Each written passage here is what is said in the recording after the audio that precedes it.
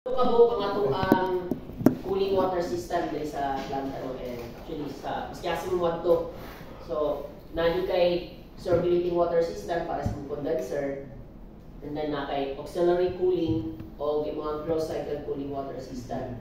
So usay dari taas na kay itong tawag sa closed cycle cooling water system. Ang uban tawag lang nila is closed cooling system.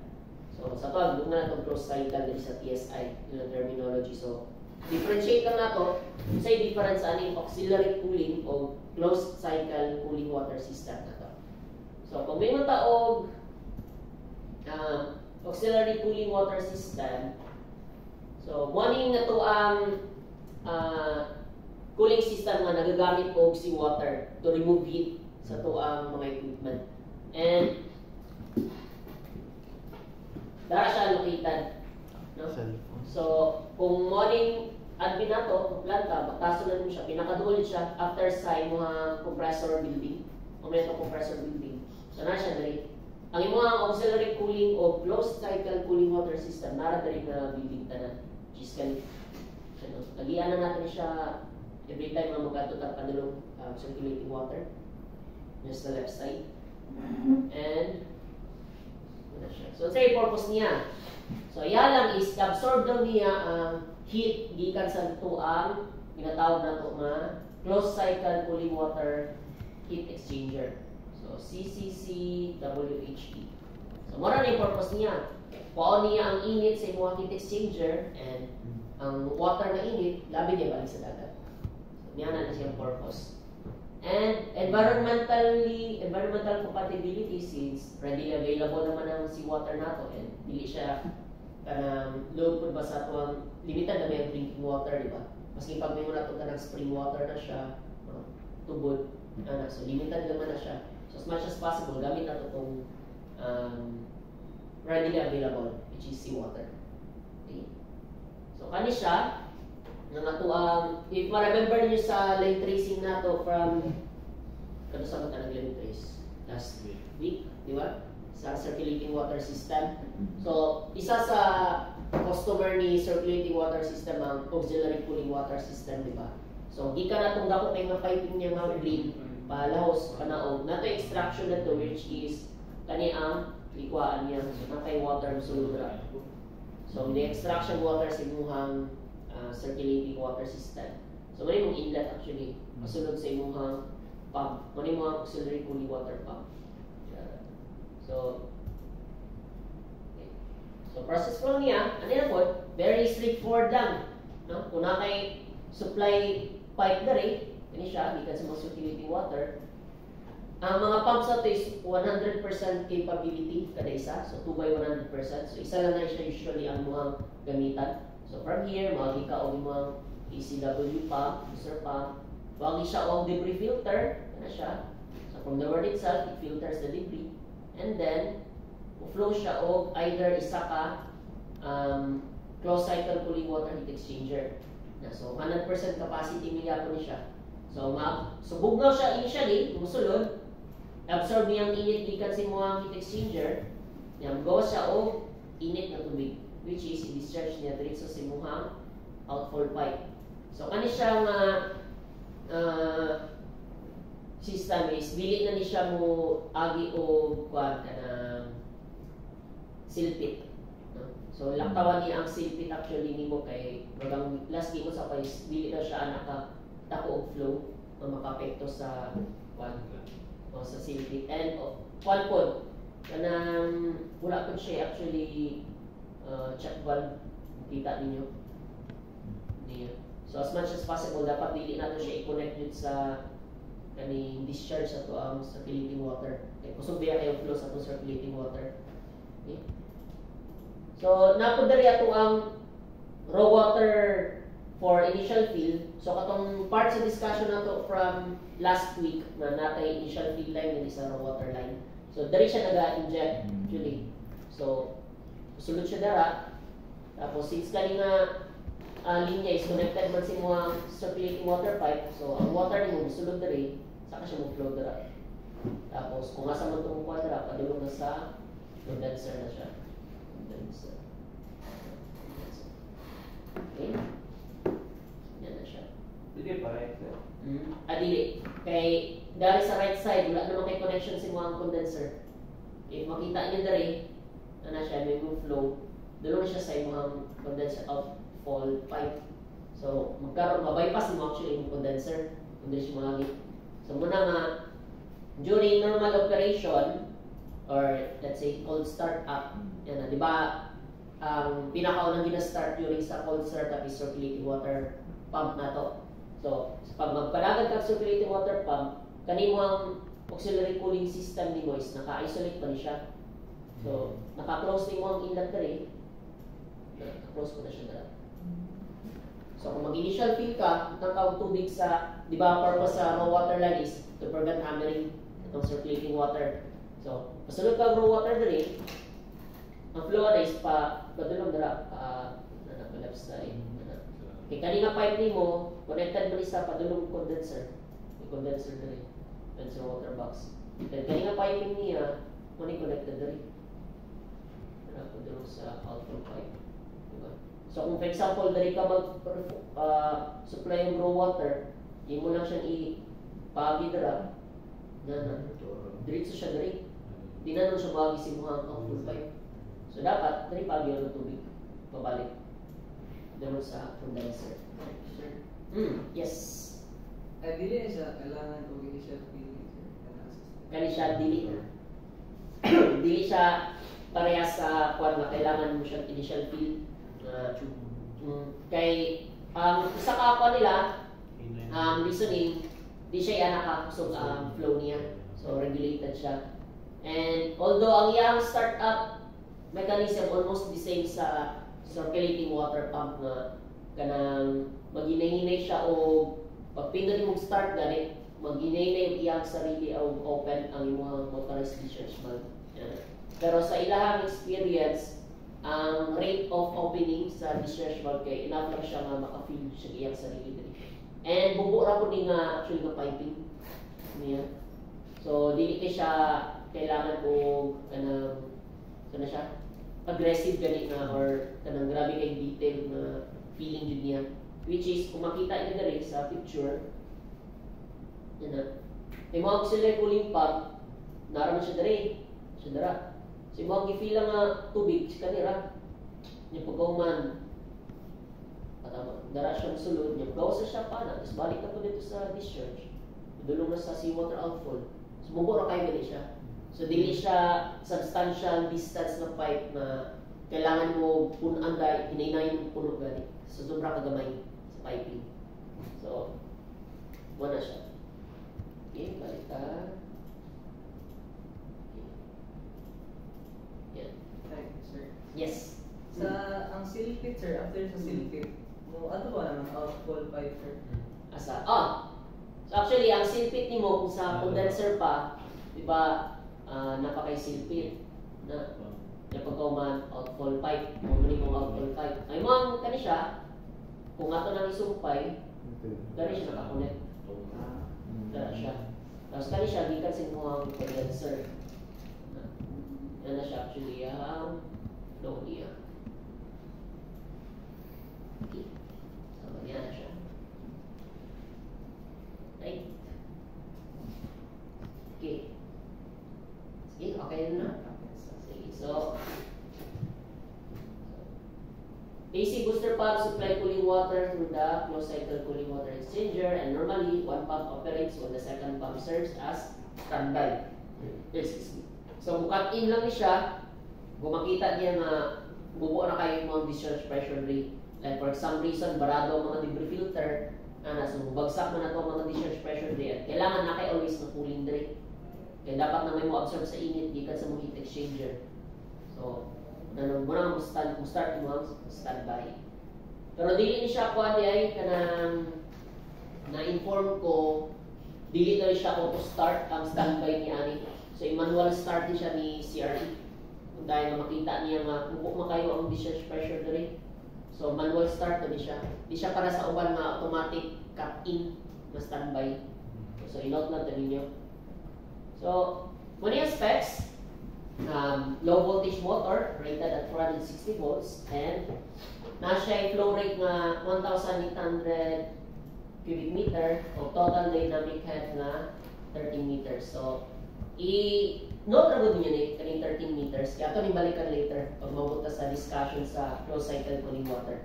Hinumduman ninyo siya, mukhang auxiliary cooling water is at 13 meters na total dynamic head. So, wala siya 13 meters na pressure, mga water pressure. Yes. Tama sir. Sige. Para asal galing CCW sir. Kani siya. Okay sir. Ang kanimong kwan, bali, ang imuhang, example, manimuhang closed cycle cooling water heat exchanger. Ang natuwa mong closed cycle cooling water, ginagamit na siya to absorb heat sa mga moving parts sa planta, like mga bearing, mga lubrication oil. Pag-init mo na sa madugay, so dapat i-absorb na to ang inititan sila. So to absorb na to, naggamit ako ng mga heat exchanger para ko nang init sila. So, demineralized water ang gamit na to. So, kung init siya, dapat kuha ko na itong init sa water. Kaya syempre, recirculate mo na ito sa system. So, dari na ito na ginapasulod ang kwan, ang iyang closed cycle cooling water exchanger.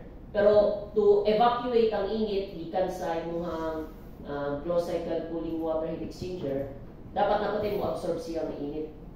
So, which is mo musunod ang auxiliary cooling water system. Diba? Kung may mga closed cycle cooling water is taas ang temperature, niya mo exit siya o lower temperature.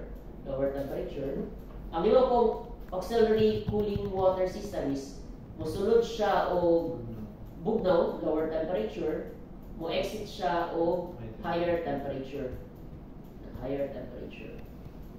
So, wala siya niyang purpose. Hindi pwede sir nga. Gawas na lang nila. Wag ko na pag-hubog na ako. Saan sila? Ay, demineralize na gaya lang. Correct, sakto. So, tama to, Jer, no? Ang demineralized water na to, di ba, di ka na o water treatment? And mahal siya pag-produce. So, as much as possible, gusto rin mo nga, ga-recirculate na siya. Unang yung tawag is closed cycle, no? Closed loop siya. So, meaning, mo tubig na gigamit sa demin water to cool the equipment sa planta. Tuyo-tuyo po siya. Kaya sayang man. Kung igura mo siya mag-absorb ng init. So, yung mga purpose karon is ilabay iya ang init. So, saan mo na pagbuhat? Through the use of heat exchangers. Yan, mga kuan, absorption sa heat is seawater. Auxiliary cooling. Yes. Great. Ginagamit may exchanger din sa kanang parallel flow o katong counter flow. Abot na daraan yan. So, advance na may yung question, no? Pero counterflow ta. Tapos ilangan mo din ko sa mga isa. Ano yung topic ka ron? Circulating, sir. Sa What is the circulating? Correct. So, counterflow ni siya. Kung ang imuhang kwan, closed cycle is pan-down siya. Ang imuhang kwan, ang imuhang baliktad ang drawing mo, paana dapat siya. Paana siya dapat. So, yan ay yung actual flow. So, counterflow. So, i-discuss ko na ito later noon sa mga classic flows ang available sa market o asa ang pinaka-efficient sila. Sige. Pero, good questions? Sige. Okay. So, next na, kabalo na ta sa purpose karon sa auxiliary cooling water system. So, take note po na ito ang types of piping na gigamit sila.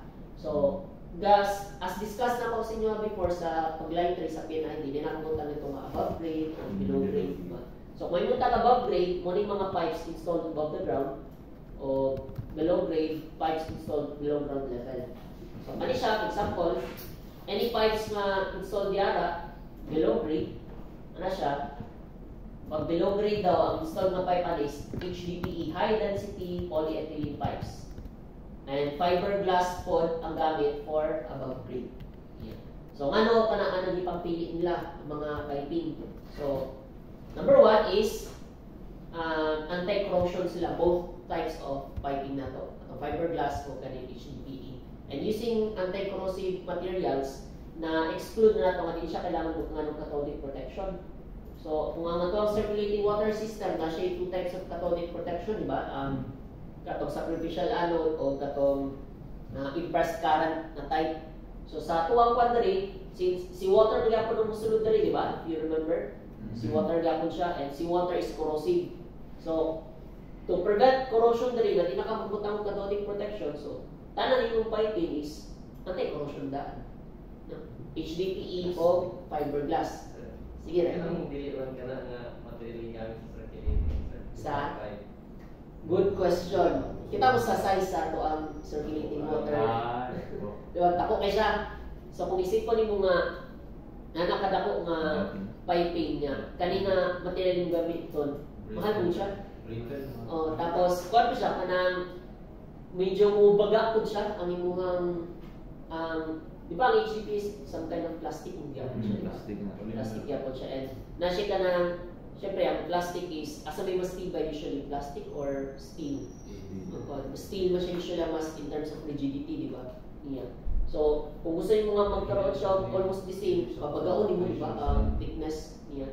So, kanan po siguro in terms of design consideration. Number one is cost, and mostly actually is cost din siya. And HDPE po is pricey para sa total length sa imuhang circulating water system. Yeah. So kato siya, no? Sa kanison niya.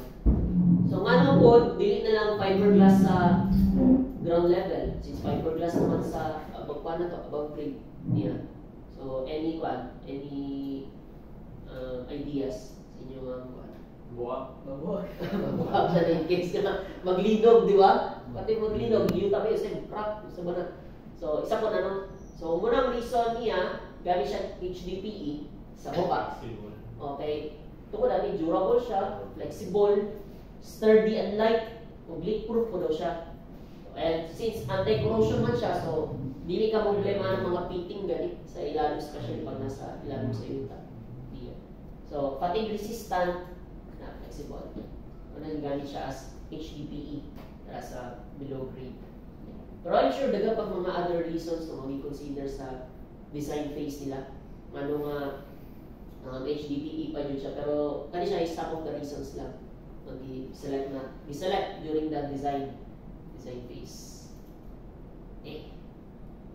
So, next is natay kaning debris filter. Ano siya? So, ang debris filter na to, since daga naman talagian for water treatment pala sa circulating water, like mga strainers, debris filters, so same din sila purpose, di ba, to remove debris. Kaya na siya is, di siya anak kapino ang iyang ginakuha. So, anything larger than 3 mm lang, wala yung ginakuha. So, kung nakay mga balas-balas mas gagawin sa 3 mm, mulusot, siya. Di siya yung efficient yun. Pero, based on study mo daw, anything smaller than 3 mm, hindi na siya enough para ma-plug or mapara or ma-foul ang imuhang kaning heat exchangers. Yan atong closed cycle heat exchangers is kung siya kada plate na type heat exchanger. So na siya minimum clearance lang ba sa iyang sulod. So magkadugay mabarahan na siya, siyempre wala yung sulod tubig. So bagsak yung efficiency sa heat exchanger. And nag-initiate daw siya o backwashing pag mag-accumulate na daw ang debris sa filter screen, indicated by the differential pressure higher than set point. So, kung kita ninyo, nakay kanina transmitter, siya. So, nakay differential pressure transmitter diara. So, same gapon, measure niya ang inlet at outlet. Pagtaas na kayo, so meaning, marami siya. Okay. So, 3 mm, backwash yung trigger. So, duwa rin siya kabok. Actually, yung triggering sa backwash, it's either running time, so 10 to 15 minutes, or differential pressure. And gani ang iyahang motorized valve para sa iyahang drain, padulong gari. So, later, pakita lang natin kung saan na siya pag-work. So, ang atuang debris filter, muna siya nasa left side, na siya parts. Mga inlet, tubig, sulod na rin. So, usually, mana na siya. Gawas na ito. Ano na yung flow niya. So, any debris na ma-accumulate niya is dari sa mga filter skin musulod. No? Dari sila matapok. So, ano siya mga cavity, like kanin. kana kuno itong mga filter screen. So anything nga pag-flow sa mong water, pag anak niya, so matrap siya ang mga screen, mga anything larger than 3 mm. Tapos, kung in case na naman kay measurement sa differential pressure ni mo nun sa inlet o there's outlet. Kung taas na kami ang differential pressure daw, initiate ang backwash. So backwash is just the kaning ang backwash channel, kani siya. Kana? Putuyok na siya. Putuyok na siya sa imong assembly. And then ang imong bugaw nga nag-accumulate sa imong screen from the word backwash, mawagi siya aning backwashing pipe dara. And then wala lang napakita sa video, pero gani mo agi mo ang backwash. Padulong na siya ditch or kanal na to. Okay. So from sulod mo flow ng water ana siya. Ang kanindot kang ani is the same with sa mga auto self cleaner o katong sa self cleaning strainer gani sa circulating water system. Maski pag mag-backwash ka, kay pwede diya ka mag-continuous o flow sa tubig dito. So, pwede siya continuous running while nag-backwash. So, dili necessary na i-stop din mo yung movement para lang mag-cleaning process siya. So, ginunsa nila pagbuhat. So, due to difference in pressure yapon. Ang ato ang water kapasulod diari if ma-remember niyo na siya sa mga 13 meters na total dynamic yan, di ba? So, 13. Hindi ko sure pilang pressure na meters of bars, pero short tama, higher din siya than atmospheric pressure.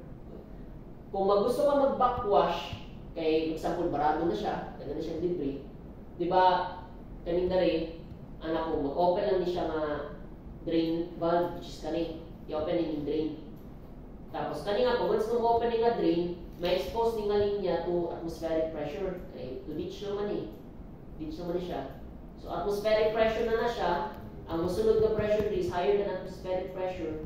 Asa man mo flow ang tubig usually mo backflow siya, di ba? Asa siya least resistance. So muna nga, pag open na itong drain, which is, i-drawing ko na ito, yung na ito nga, piping nyo, padulong sa ditch, na siya. Kasi na kay valve dali. So, pag open na niya, ang imong water, lagay po mo agi dara. Lagay po mo agi. Kay isolated mo siya, close ba yan yung channel, close mo na siya.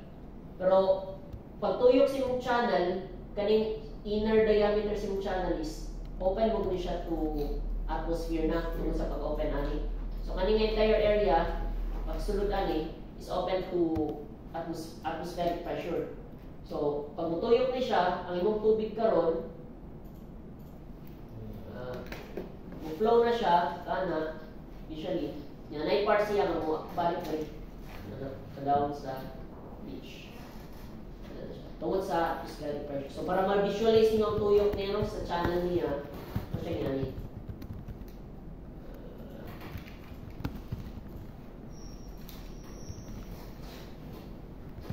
Ito siya nga actually. So, silyado ni siya. Kung unsa lang ang exposed sa channel niya, wala yung backwash niya nga. Muna nga, part by part siya gina-backwash yung per screen niya. So, muna na siya. For example, post na ito dara. So, yung mga water, water, of course, na dili expose yung mga screen, ay yung mga channel. Mag-flow na siya, pagawas na. Pero katong exposed channel 3, kaya since atmospheric pressure man diri na side, so na part sa water mamagi diri. Wala pa backwash. So yan yung backwash process. Okay, ba? Bright kayo sa pagkuhan ba? Engineer din. So wala to ang backwash. So kamo nilibasan na later sa press mat. So nakin debris filter. And then, lastly, is yung mga closed cycle cooling water exchanger. So, kita nyo, tulura ka section, no? Nakay pump, nakay filter, nakay heat exchanger. Moro dyan yung tuwang slurry cooling. Heat exchanger, ano siya? So, na siya capacity daw nga 1,548 cubic meters of flow. So, kung based sa iyang design, kung magsulod daw ang imuhang closed cycle cooling water of 46 degrees Celsius, kaya niya panaugon o 36. So, panaugon niya 10 degrees Celsius. As long as ang imuhang inlet nga ACW, auxiliary cooling water or seawater, pasulod ka og 34 degrees Celsius, usa ka siya og 42.3 degrees. Muna yung manufacturer's specs. Pero dito sa pag ato na to po sa line racing, kita usually ang inlet niya dres bubo ra kayo 30 something ano na siya. Yeah. So bubo ra man atong ambient temperature pag sa water. So mo ni ato ang heat exchanger plate type. So ang red is ang imuhang closed cycle cooling water or hot water. And then blue is yung mga seawater or auxiliary cooling water. So yung siya counterflow siya, opposite direction. Yeah. And plate siya. Wala sila direct contact pod sa ilahang isa't isa. Ang contact na nila is ang plate. So, dikit sa so other side, dara mo agi, yung na to left side, na. Tapos yung mga water sa other side. Ano siya. So, wala din na sila kanang physical contact yun. Hindi sila mag-mix, kumbaga.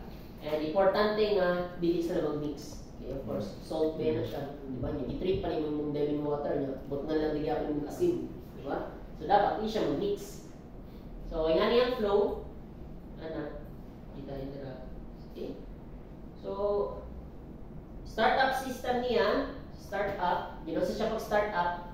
So, of course, clear sa nato tanan mga prerequisites nino like working imong DCS, available imong AC power, and dapat running ang circulating water system. So dili ka pwede maka-start o auxiliary cooling water kung wala kay circulating water, which is katong dako nga pump kasi water pump na to. So mo tong pinakauna jud. So mo ning second pandaron. First is ang mga circulating water, second ang auxiliary cooling water. So DCS is Distributed Control System. DCS sa control room. Nato. So DCS ilang tawag usually dito sa control room kung tayo control. Distributed Control System. Ano siya. Pero ang dapat kunin niya, technical term supposedly is HMI, Human Machine Interface. So ang DCS naman is ang mga relays, katong computers nila, ano silang relay room, Ang human machine interface is ang interact dyan, So damo na siya. Pero naanad na bugod sila nga DCS ang tawag nila. Para sa ato dito sa DCS, Umiyon sila DCS sa control room na siya. Kung saan kunan sa control room engineer. So for uniformity na lang sa ang terminology dire, DCS na lang itong tawagon. Okay, so operational siya, yung DCS, and then so yung mga auxiliary cooling system daw, piping and components are healthy and operational. All instruments are functional sa mga differential pressure transmitter, temperature, pressure gauge, and ang imuang suction valve should be fully open. So mo ni siyang ginatawag na itong proper priming sa tuang pump. No, yung meron gulo, sa kang gulos. Kung ilang sir, ano na si Eriton? Masipot na ako, tangin si Eriton. Kaya tulong tayo. Pero pwede rin yung makainayo na pagtugnaw mo tayo. Sorry.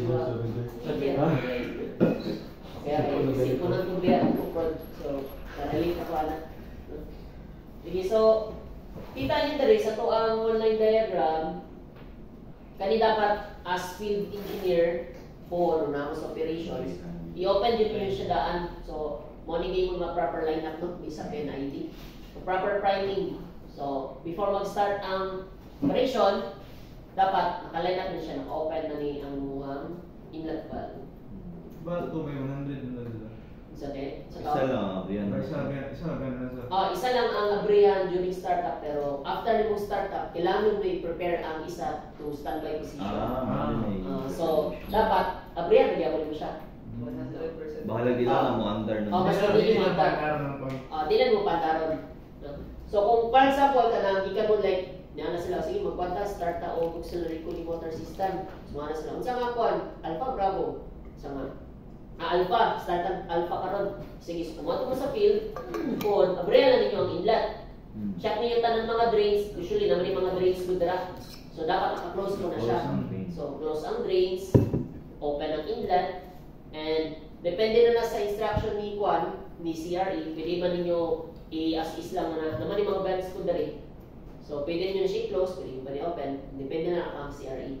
Pero kung nakabutang sa Kwan, sa PNID na naka-fully close siya, dito, normal operation, i-close na Kwan.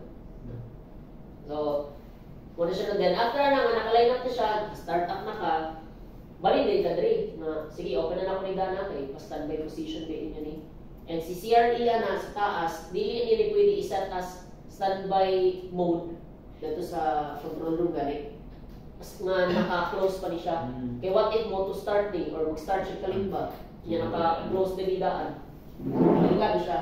So dapat, pag umana mag-start up siya sa ka-unit, ready na mo to start ani anytime si control room engineer. So muna nga, apriyan ang idaan.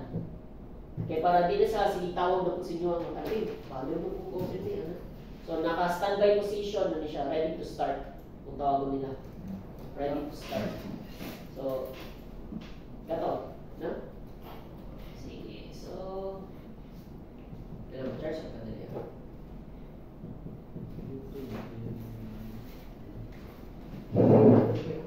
So meaning ito siya naka-line up na butong standby pero ang pump ang ginawala sa akin. Oh, correct. Sakto. Sir, naka-fully open na itong standby, sir, na? Fully open ang inlet. So sa kuanan no kanang mga any standby pumps nga kanang since kung may kag standby mo is dapat ready to run siya anytime. So pag nangyari nga setting niya is dapat iyang inlet yun is always open, fully open. Kaya gusto mo na ito nga properly primed siya. Yung pump. Sige. So next. So kung sa inyo ang PNID, so muna siya bilingin na lang ako. So inlet valves dapat naka-open ni siya. And then ang imuha kong manual valves, muna siya part na siya sa line up during startup. Ang imuhang inlet o outlet sa isa ka heat exchanger is naka-open. Yan. So muna siya. Ang kwan lang karon ang di ba gi-mention ako nga ang heat exchanger is 100% capacity siya. So kung usually pag ingana, dapat isa lang ang naka-line up sila normally. Like kanilang naka 100% open, tapos ano siya 100% open. Ang sa auxiliary cooling water line pa lang ni siya, ang ato ba yung heat exchanger as mentioned ganyan is duwa yung input, di ba? So na kay closed cycle siya, na kay kanang seawater na line. So sa seawater side niya, mentioned na rin, ano siya, open lang niya both sides. Ang practice ni Kwan, ni operations, if tama ko ma-remember, kay kanang ang sa seawater side sa standby unit, mura gina-close daw nila, kana siya gina-close nila, pero ang iyahang damin water side naman po na siya valve yara. Niya. Gina-always open daw nila na niya. Ana sila. Always open daw na. Kanay po siya, napon siya inuhang linya sa damin water line ko rin, no? So, paingon ka nga, kani confirm niyo ni siya once nga nag-OJT na mo dito.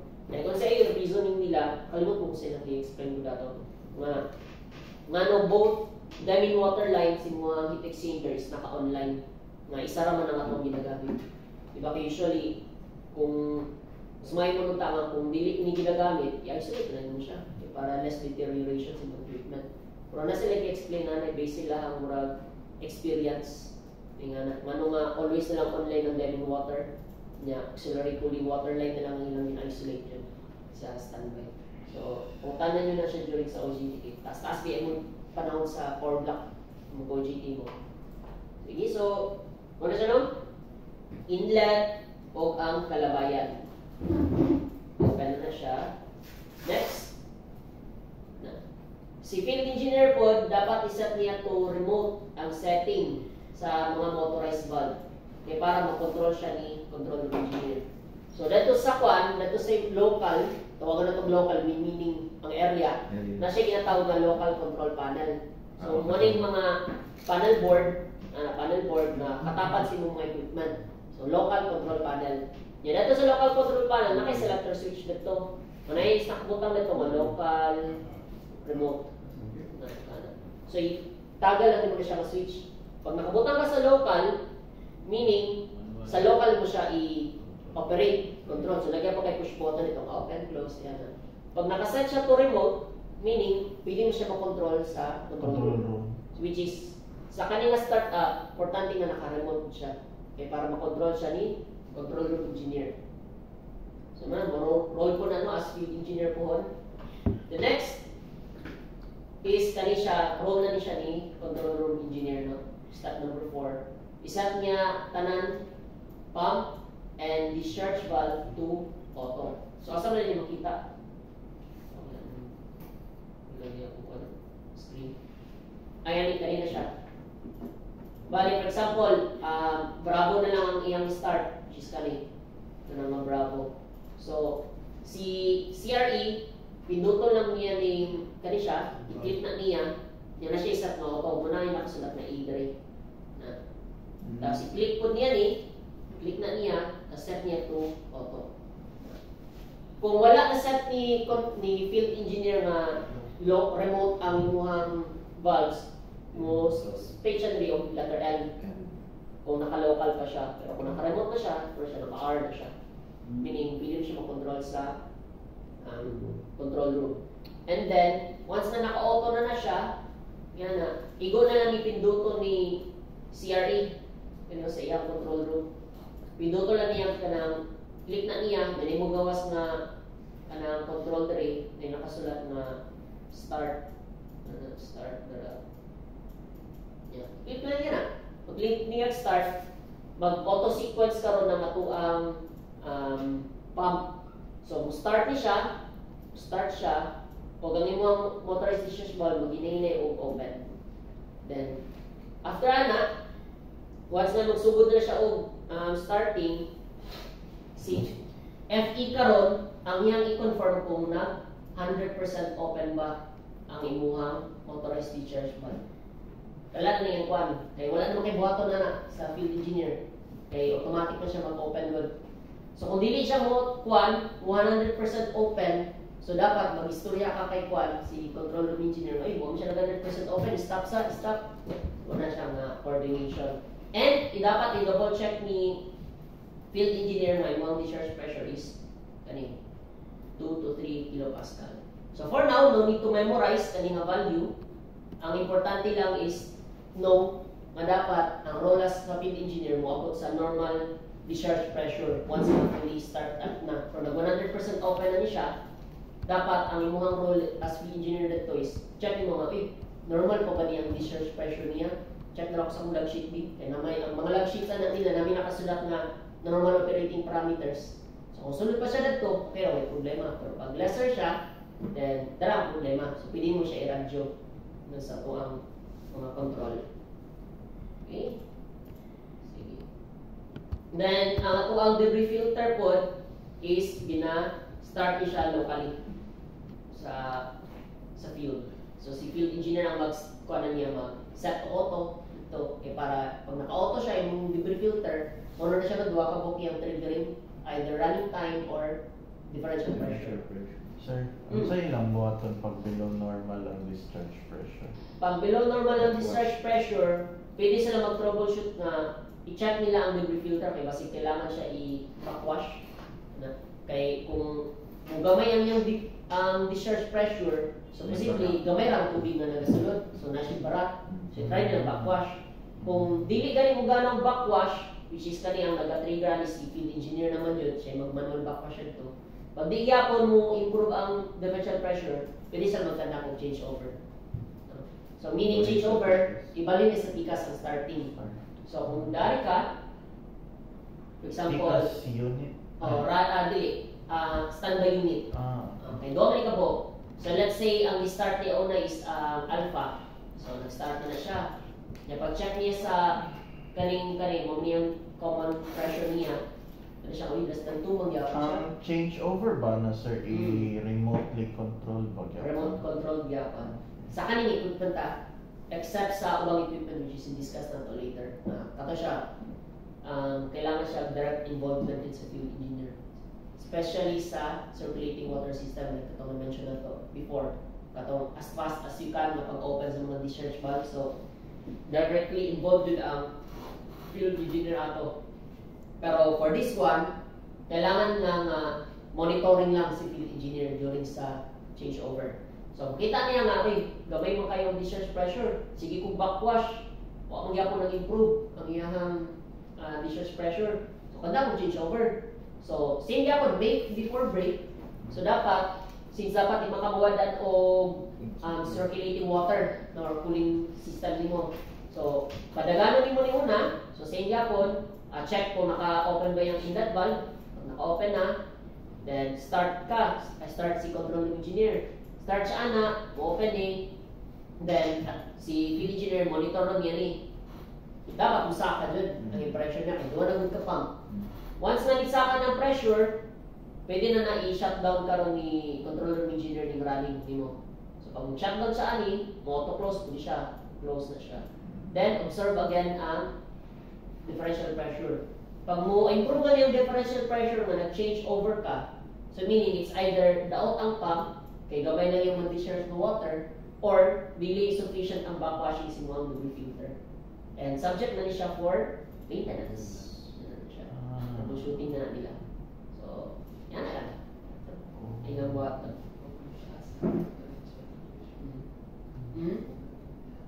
Ay, sige. Okay, kira? Pag changeover ato sir na, i-close ang mga pump o valve. Pag mag-change over ka, start sa dun na. Make before break. So kung mag-start ka o gusto mo mag-change over, pandara sa standby, dapat fully loaded din siya daan before ni mo i-stop tong previously running. So, yan na siya always. Then pag mag-stop ka, of course, dapat mo-close yun mo ang discharge valve. Not necessarily nga kanang i-close mo ang inlet valve niya. Let's say for example, kanina mo si stop, like itong scenario ganyan. So, pag mag-stop ka, dapat may nga siya close.